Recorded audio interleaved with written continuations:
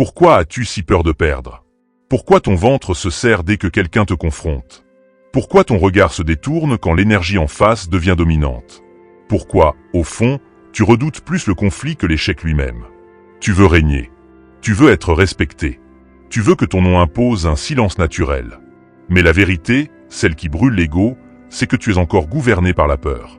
Pas la leur. La tienne. Et tant que tu ne comprendras pas cela, tu resteras la proie invisible dans des jeux que tu crois maîtriser. On t'a peut-être appris qu'il faut rassurer tout le monde, être gentil, être compréhensif, éviter les tensions. On t'a fait croire qu'être puissant, c'était être agressif. Faux. L'agressivité trahit la fragilité.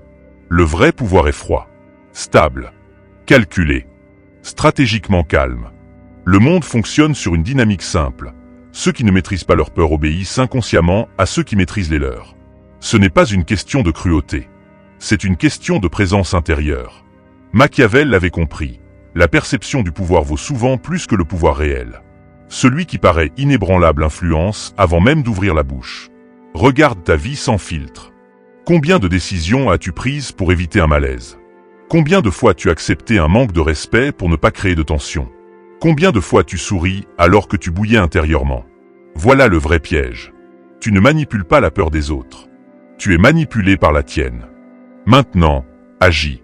Redresse les épaules. Inspire profondément. Regarde droit devant toi.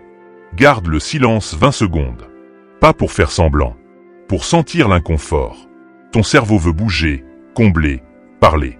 Observe cette agitation. C'est-elle ta vraie prison? Si tu crois que le pouvoir consiste à faire trembler les autres, attends. Le véritable basculement commence quand tu cesses de trembler intérieurement. Il y a des années, j'ai cru que l'intimidation était une force. Je pensais qu'en imposant mon ton, en durcissant mon regard, en montrant une rigidité extrême, je deviendrais intouchable. Ce qui s'est passé, j'ai obtenu de la distance. Pas du respect. Les gens faisaient ce que je demandais, mais par prudence, jamais par conviction. Et la moindre faille dans ma posture déclenchait la contestation. Un jour, un collaborateur m'a confronté publiquement. Avant, j'aurais répondu sèchement. Cette fois, j'ai choisi autre chose. J'ai posé une question. Calme. Lente. Je l'ai laissé parler. Je n'ai rien montré. À la fin, j'ai simplement dit « Nous verrons ». Aucun éclat. Aucune justification. Quelques jours plus tard, j'ai ajusté l'organisation, redistribué les responsabilités, clarifié le cadre. Pas d'humiliation. Pas de scène. Mais une cohérence absolue entre mes mots et mes actes. Le message est passé. Pas parce que j'ai inspiré la peur, mais parce que j'ai incarné la stabilité. Et si tu penses que ce n'est pas suffisant pour régner, attends. Le mot régner ne signifie pas écraser. Il signifie influencer durablement. Un leader qui joue sur la peur extérieure finit isolé. Un leader qui maîtrise la peur intérieure devient magnétique. Les autres cherchent la sécurité. Ils cherchent un centre stable. Ils cherchent quelqu'un qui ne panique pas quand l'environnement tremble. Carl Jung parlait de l'ombre comme de tout ce que nous refusons d'accepter en nous. Si tu refuses d'admettre que tu as peur du rejet, cette peur dirigera tes décisions.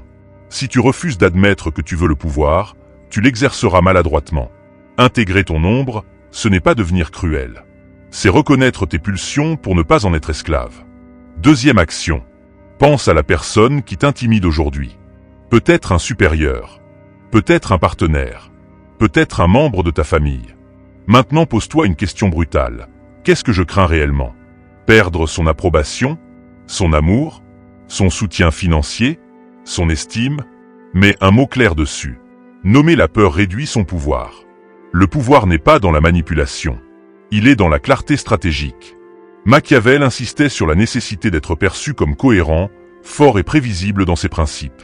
Si tu changes d'avis selon l'émotion, tu deviens lisible comme un livre ouvert. Si tes valeurs fluctuent selon la pression, tu deviens une cible. Sois le prédateur d'une seule chose, ta propre faiblesse émotionnelle. Chasse ton besoin maladif de validation. Chasse ton réflexe de justification excessive. Chasse ton impulsivité. C'est cela, régner. Troisième action. À partir d'aujourd'hui, ralentis de 30% tes réactions. Quand un message t'agace, ne réponds pas immédiatement.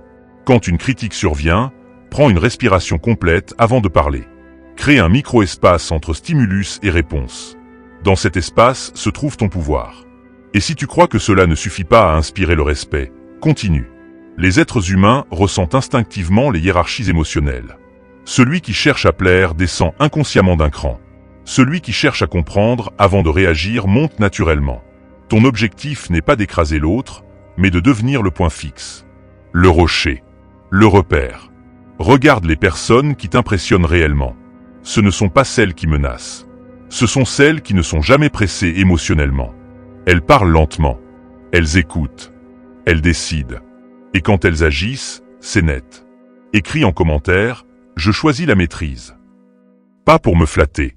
Pour t'engager publiquement. Puis abonne-toi à l'ombre révélée si tu veux continuer à déconstruire ces illusions de puissance superficielle. Le monde ne manque pas de personnes agressives. Il manque d'individus centrés. Tu veux régner? Deviens indispensable par ta stabilité. Deviens rare par ta cohérence. Deviens puissant par ta discipline intérieure. Tu n'as pas besoin de manipuler la peur des autres. Tu as besoin de devenir imperméable à la tienne. Le jour où ton regard ne cherche plus l'approbation. Le jour où ta voix ne tremble plus sous la pression. Le jour où tes décisions ne sont plus dictées par l'anxiété. Ce jour-là, tu ne seras plus la proie. Tu seras l'architecte du cadre. Souviens-toi, le pouvoir extérieur sans maîtrise intérieure est une illusion temporaire. La domination émotionnelle de soi est durable. Ton ombre ne te détruit pas, elle te révèle. Maîtrise-la, ou elle te condamnera au regret.